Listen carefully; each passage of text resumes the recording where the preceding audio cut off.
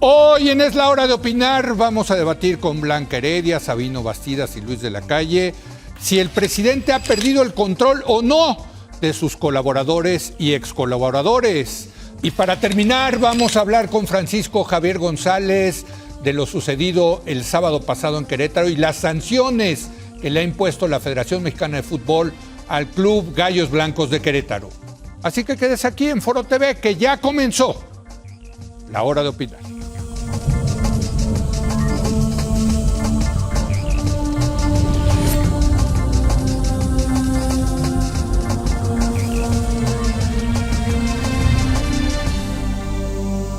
Muy buenas noches, estamos a mitad del gobierno del presidente López Obrador y esta noche vamos a debatir si el presidente sigue teniendo el control o no de colaboradores y excolaboradores, porque a veces con los grandes escándalos que están saliendo parecería pues que ya algunos se están yendo por la libre.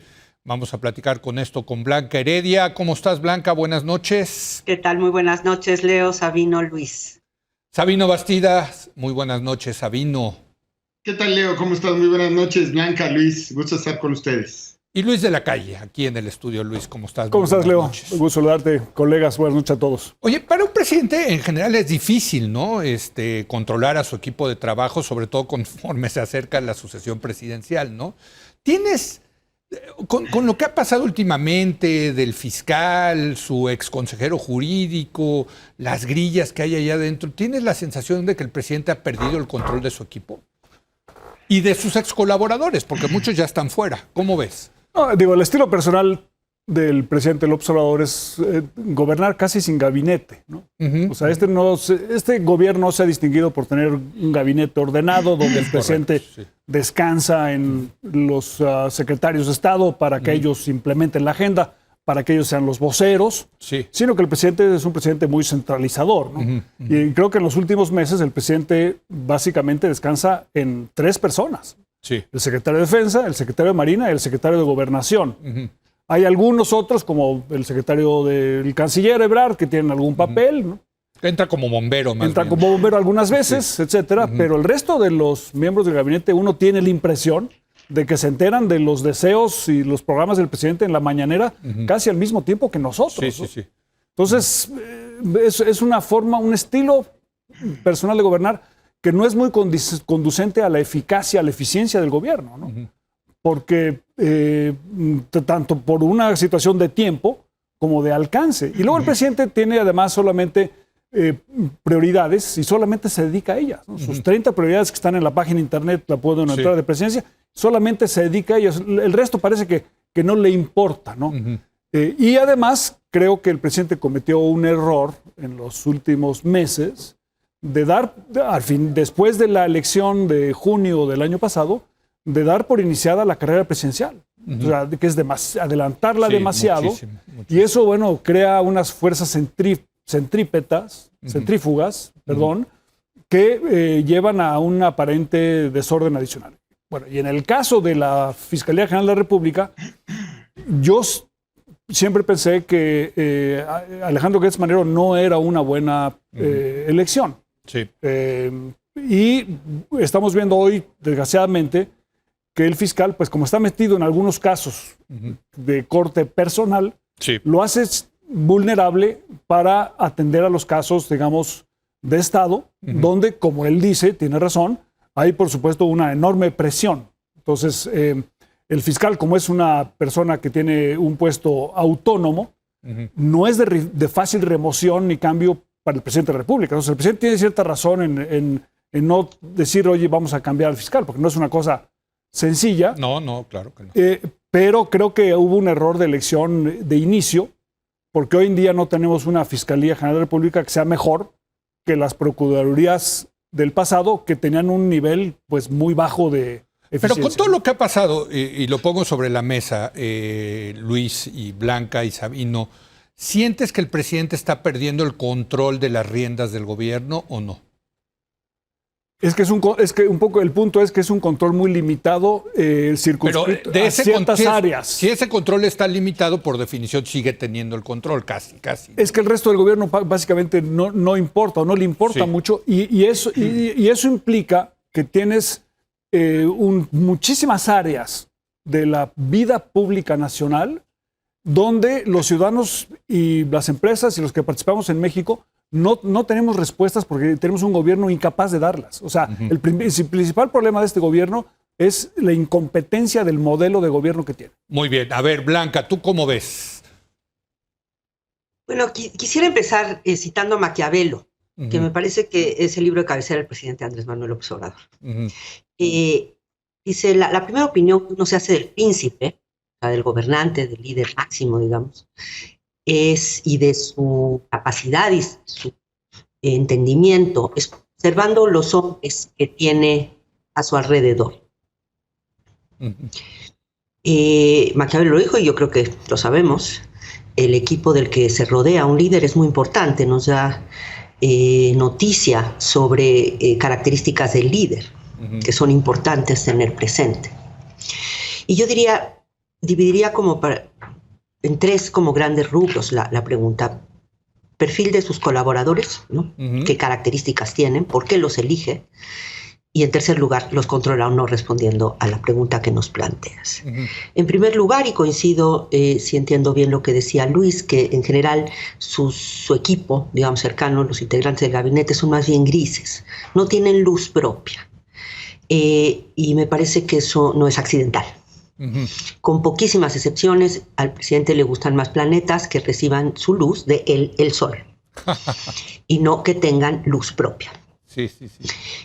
Eso incrementa su control sobre ellos. En segundo lugar, ¿por qué los elige? En relación a lo que se filtró de los audios de Gertz Manero en los últimos días, salieron 2 artículos en prensa, otros artículos de opinión que me parecen especialmente interesantes, desde posiciones diferentes, pero con algunas coincidencias. El de Jorge Cepeda y el de Chucho Silva Herzog Márquez, que ambos hablan sobre el fiscal. Y ambos de diferentes maneras también, pero dicen el presidente está privilegiando la lealtad sobre la competencia y sobre la integridad. Y más allá de si estás o no de acuerdo con esa posición, para mi gusto la pregunta es ¿por qué los eligió y por qué los sostiene? Lo sostuvo, digamos, a Scherer hasta hace relativamente poco, y por qué sostiene a Alejandro Gertz Manero como fiscal. Para usar el lenguaje de los economistas, ¿qué está maximizando? Desde luego no es el tipo de fiscalía que muchos en sociedad civil, muchos académicos habían propugnado, abogado, digamos, por ese tipo de fiscalía autónoma que respetara, digamos, el debido proceso, que estuviera libre de interferencias políticas y del control político del presidente. No es eso, desde luego, me parece, lo que está maximizando el presidente Andrés Manuel López Obrador, que sí está maximizando. Me parece que lo que está maximizando es, desde luego, la lealtad. Un líder tiene que sentir que tiene las espaldas cubiertas, no puedes estar rodeado de gente que en cualquier minuto te va a apuñalar, ¿no? Sí. Y no es el primer presidente que ha privilegiado muchísimo la lealtad. Pero también me parece que es importante decir que el presidente elige a sus colaboradores en términos de su utilidad para su proyecto. Es decir, como cualquier líder, en primerísimo término, y muy especialmente Andrés Manuel López Obrador, para mantener y acrecentar su poder. Y en segundo lugar, para impulsar y llevar a buen puerto el proyecto específico que está buscando impulsar, llamémoslo la Cuarta Transformación. ¿Sí? Pero lo primero es mantener y acrecentar el poder. ¿Para qué le sirve a Alejandro Gertz Manero? Mi hipótesis es que le sirve para, déjenme citar otra vez a Maquiavelo, ¿sí? Dice Maquiavelo, si el príncipe tiene que, digamos, escoger entre gobernar con el miedo y con el amor, dice, pues lo ideal es que pueda juntarlos los dos, pero si tiene de plano que escoger entre uno y otro, pues es mejor elegir el miedo. Y me parece que tener a una persona como Alejandro Gertz Manero al frente de la institución que determina la libertad de las personas al final de cuentas, pues significa tener a alguien que genera una enorme incertidumbre entre la población en su conjunto y muy particularmente entre las viejas élites. Muy bien. Y que ese es un instrumento de gobierno, ese es un instrumento de poder. Finalmente, ¿ha perdido el control? Mi punto de vista es que no ha perdido el control. Muy bien. Justamente porque tiene casi puros planetas que no tienen luz propia Ujú. y que él ha acumulado una gran cantidad de poder y todos saben que la vida o la muerte política depende de que él los mantenga o no los mantenga, y tiene muchas diferentes maneras de hacérselo saber. A veces simplemente no mencionarlos, soslayarlos, Ujú. a veces abiertamente defenderlos. Pero de muchas maneras me parece que el presidente les dice a sus colaboradores y nos dice a través de lo que les dice a ellos que el que manda es él.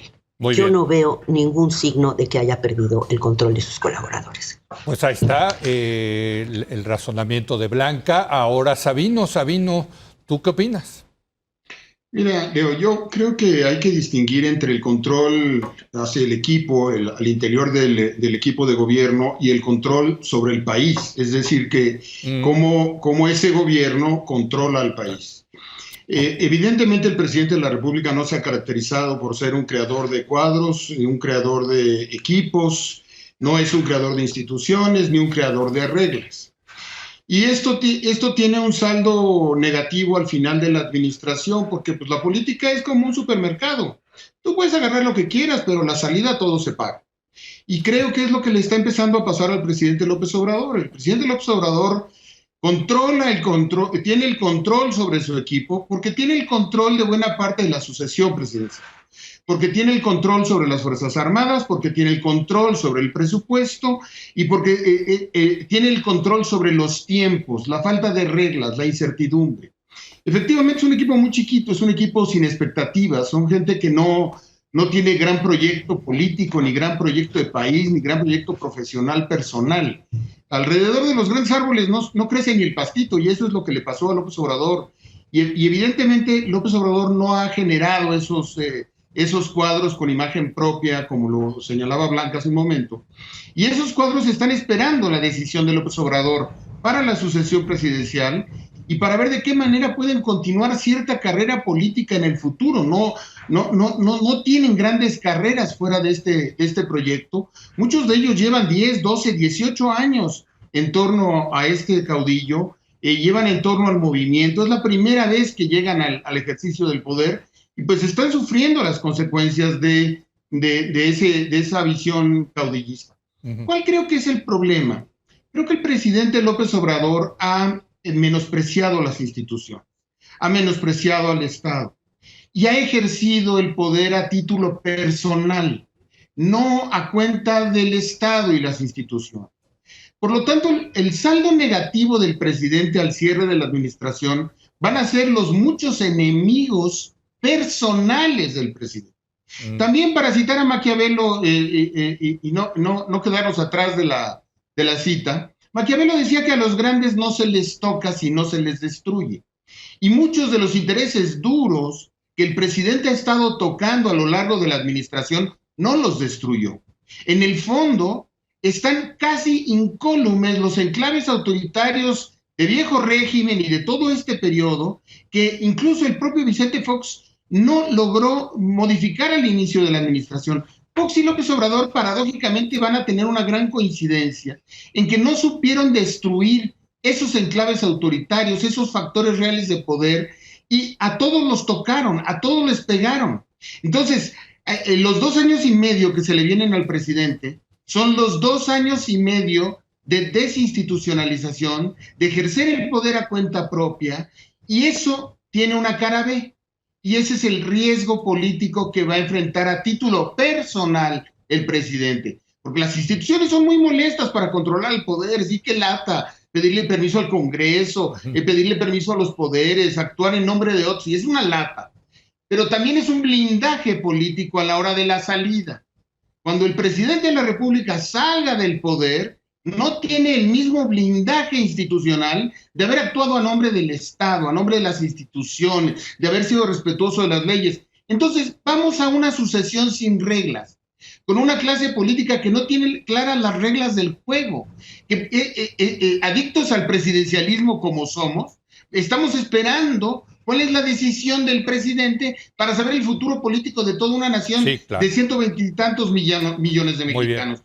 Y esa es la tragedia, que después de una transición a la democracia estemos viviendo esta realidad. Control, sí, control. el control magro de una burocracia, de una clase política en nombre de la sucesión, pero control sobre el país, no, muchos riesgos políticos, quizá como no lo hemos visto en todo el periodo de transición democrática. Bueno, entonces yo creo que hay un consenso en esta mesa de que el presidente sigue teniendo el control, por lo menos de su gobierno, no sé si del país, pero del gobierno sí. Pero déjenme ahora ir al caso particular de Gertz, porque pone sobre la mesa Blanca, me parece un tema interesante, de que el presidente no remueve a Gertz, y el presidente es uno de los que podría iniciar el proceso para remover al fiscal, que es autónomo, pero no lo va a hacer porque le conviene políticamente, porque Gertz genera miedo, inspira miedo. Y a lo mejor yo agregaría ahorita y después, cuando termine, como dice Sabino, el sexenio, pues a lo mejor le conviene a López Obrador mantener a un personaje como Gertz, porque Gertz se queda hasta el 2017, ¿no? Sí, en la medida que tenga salud para hacerlo. Perdón, 2027. ¿no? Sí, o sea, porque se fue electo por 9 años. Sí. Esa quizás es la principal razón para no haber escogido una persona un poco mayor de 80 años. Sí, tiene 83 Gertz, creo. Como por ahí, ¿no? Sí. Como fiscal general de la República. ¿no? Sí. Porque ese es un trabajo altamente demandante. Sí. Que difícilmente puede ser después de los 80 años. ¿no? Desde mi punto de vista. No es que yo discrimine contra una persona mayor, Sí. pero creo que hay ciertos puestos que requieren un poco más de juventud, ¿no? Sí. Yo siento que el presidente, Alejandro Gertz Manero no es una persona controlable. O sea, esta idea de que lo controla desde Palacio Nacional Alejandro Gertz Manero, cuando es un fiscal independiente y que tiene una agenda propia, creo que es un poco arriesgado pensar que el presidente, ahora seguramente el presidente lo ha influido en el pasado, como lo hemos visto en algunas mañaneras, etcétera, pero de ahí a controlarlo y que lo utilice. Y eso no está mal. No, el propósito de la autonomía es que sea autónomo y que pueda investigar. Claro. Yo creo que el problema es cuando tienes a alguien que abusa del poder en ese puesto. El problema es cuando tienes a alguien que tiene, digamos, asuntos que pueden ser legítimos o no, que lo distraen, en el mejor de los casos, de su labor esencial, que es la persecución del delito, y que esa persecución del delito puede incluir al círculo más íntimo del gobierno, incluido el del propio presidente de la República. Correcto. Por eso requieres cierta autonomía y requiere cierta autoridad moral para poder argumentar ante la Corte tus casos. Entonces, digamos, el hecho que el fiscal tenga asuntos donde implique distraer o retar la autoridad de los ministros de la Corte, pues está disminuyendo su capacidad argumentativa frente a esos ministros que van a estar juzgando, ellos y los jueces federales y otros, las acciones que presente el fiscal y los casos que el fiscal presente. ¿Cómo puedes juzgar tú a un fiscal en el largo plazo? Bueno, con la solidez argumentativa de los casos que presenten los tribunales. ¿Cuántos casos ganas? ¿Cuántos casos presentas bien? Sí. Y luego ya los jueces decidirán. Podemos luego criticar la decisión de los jueces.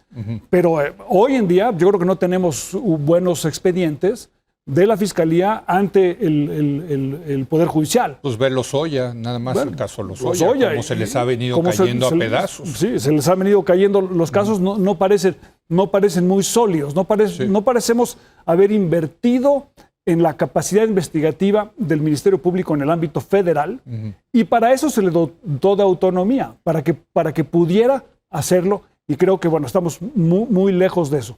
Ahora, con respecto al resto del equipo, si tú tienes una selección de fútbol, pues no vas a ganar con puros planetas.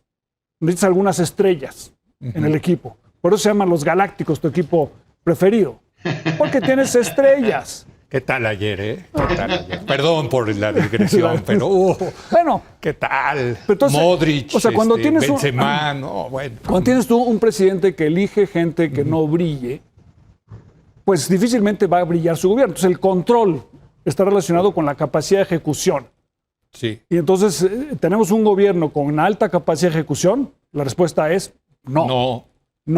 Y entonces en ese sentido, pues hay poco control, aunque el presidente tenga, digamos, un gabinete muy reducido sobre el que tiene cierto control. Ahora, el problema del procurador, del fiscal general de la República es muy serio, porque de lo que más adolece México es precisamente justicia, del Estado de Derecho. Sí. Entonces, la apuesta a la que tenemos que hacer, efectivamente, es tener una fiscalía que funcione y que persiga la justicia. No que persiga su justicia, sino la justicia para todos los mexicanos, ¿no? Totalmente de acuerdo. Blanca, ¿cómo ves esto del fiscal Gertz Manero?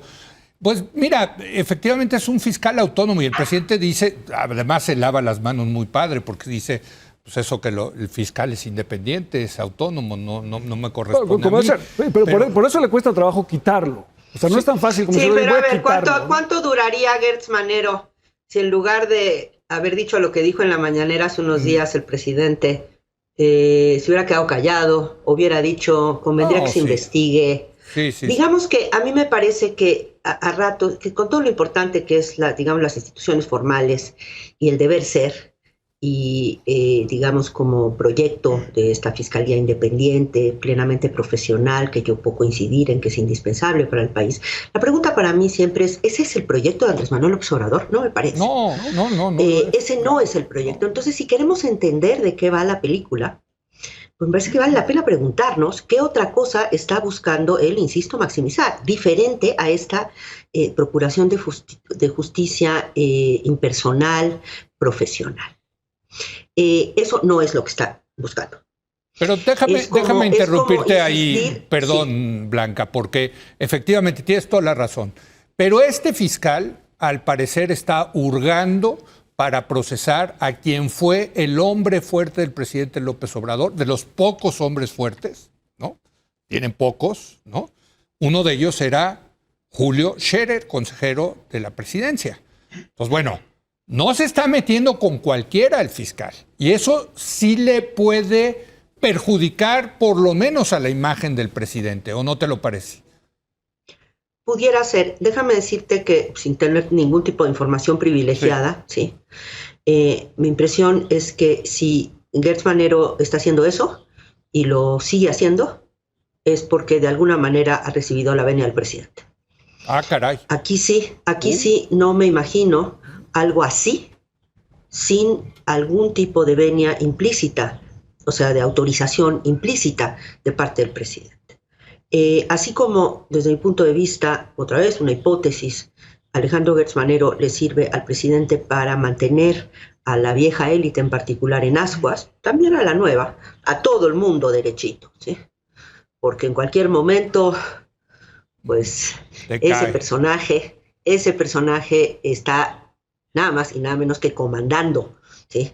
Pues un misil nuclear, que es la posibilidad de privarte de tu libertad.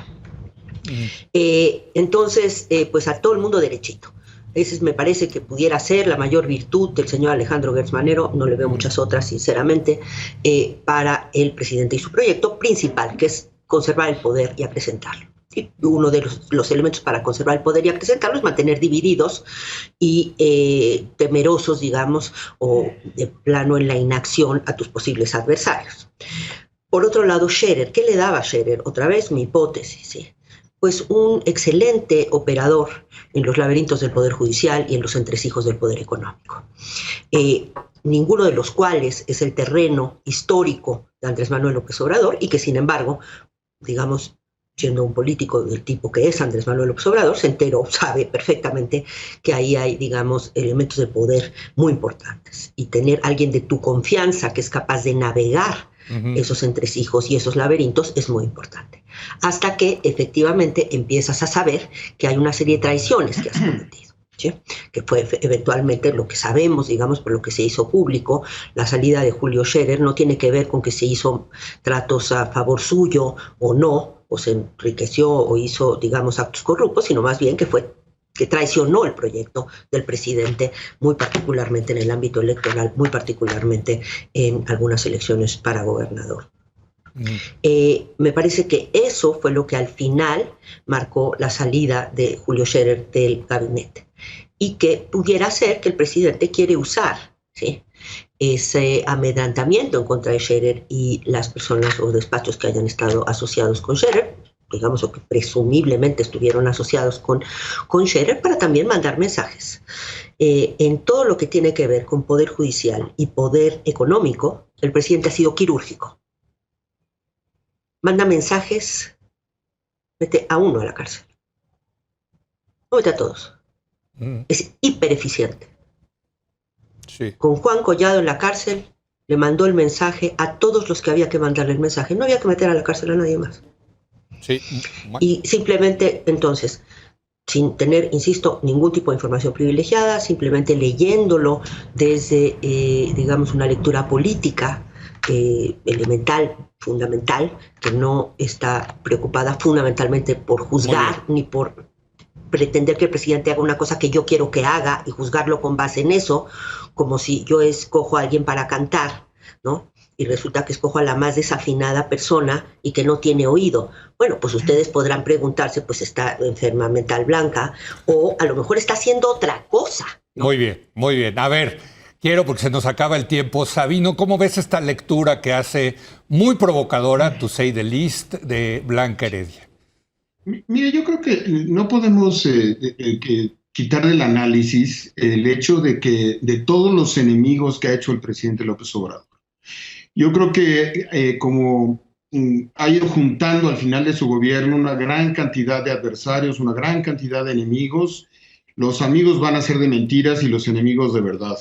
Y creo que es un análisis muy ingenuo suponer que el fiscal va a constituir una especie de valladar que va a proteger al presidente. Lo que estamos viviendo es un sexenio típico en el modelo mexicano de la época presidencialista, priista, metaconstitucional, pero sin partido político, es decir, sin red de protección. Estamos viendo una sucesión que el presidente mismo ha desinstitucionalizado en las reglas, en las formas, y los adversarios y los enemigos del presidente van a ser muy importantes en este tramo de la administración y después de la transición y de la sucesión presidencial, porque hay muchas cosas fuera de control, hay muchos enemigos del Estado fuera de control. Vean el tema de las masacres, vean los temas económicos, vean la inflación, vean las muchas crisis de gobernabilidad que está enfrentando un presidente que sigue muy endógeno, sigue muy viéndose el ombligo, sigue muy pensando que maneja todas las mañaneras. Sus leales creen que sigue manejando las cosas cuando allá afuera se le están saliendo de control muchas tramas políticas. Y eso es una realidad que no podemos negar, son las primeras planas de todos los diarios. Ese accidentado presidente, ese presidente de la República, dejó de hacer política, que era lo que él sabía hacer muy bien. ¿Cuál fue la política que dejó de hacer el presidente? Pues dejó en el camino una gran cantidad de posibles aliados. Podía haber sido en ese momento aliado de muchos grupos empresariales, de las mujeres, de científicos, de universitarios. Hay mucha gente que el presidente podría tener como aliados y no los tiene. En cambio, sí tiene a los adversarios y no los eliminó, no los controló. Él cree que con la quirúrgica, como le decía Blanca, la quirúrgica decisión de una detención y otra, haz con eso limitado a los enclaves autoritarios, o ahorita que empiezas a ir de bajada, porque estamos en el otoño del patriarca, estamos en la etapa en donde va de bajada. Empecé el año diciendo aquí en este espacio que yo veía no una crisis de popularidad, sino una crisis de legitimidad. Y es esta sensación de desesperanza a la que la gente no va a encontrar salida, se va a sentir frustrada, va a empezar a resentir las consecuencias. Y los presidentes de la República entran en procesos de debilidad, empiezan a tener miedo, es la etapa de inseguridad, te empieza a preocupar tu familia, tu futuro, el proyecto, los leales contra los amigos, empiezas a pensar quién es mi mejor elección para la sucesión presidencial. Piensa que las sucesiones presidenciales de Miguel de la Madrid para acá casi todas se les ha salido de control, con todo y transición democrática y compartido a casi todos los presidentes. Entonces, lo que se le viene al presidente es hacer cuentas de un gobierno que se equivocó en muchas cosas. Podemos decir, es que nunca lo prometió, pues no lo prometió, pero la realidad política del país llamaba a grandeza, llamaba a creación institucional, llamaba a construir aliados, llevaba a encontrar los aliados de la democracia. Y con una enorme ingenuidad política, quien tuvo la gran capacidad de construir un movimiento para llegar al poder, está demostrando que no sabe cómo ejercer y transitar la cesión del poder. Muy bien. Y para eso estaba una vieja cosa que se llamaba instituciones, reglas, leyes, Estado de Derecho, rule of law. Y eso fue lo que no construyó. Y aquí son momentos sin retorno. Ya no hay manera en 2 años, 6 meses que le quedan al presidente de construir todo lo que no hizo. No. Y viene la etapa de hacer cuentas. Claro. Y el sistema político mexicano, hay que decirlo, ha sido históricamente muy cruel con las sucesiones presidenciales, con los antecesores y un momento de enorme riesgo político. Muy bien. Y sobre esto tenemos que hablar en las próximas semanas. No, desde luego, y está el tema fiscal, Luis. Muy importante, ¿no? Sí. Porque sí, otra cosa que no construyeron es un presupuesto sólido que les permita terminar el sexenio sin problemas fiscales. Si no creces, no tienes recaudación. Exacto. Nada más una cosa rápida, Leo. Rápida.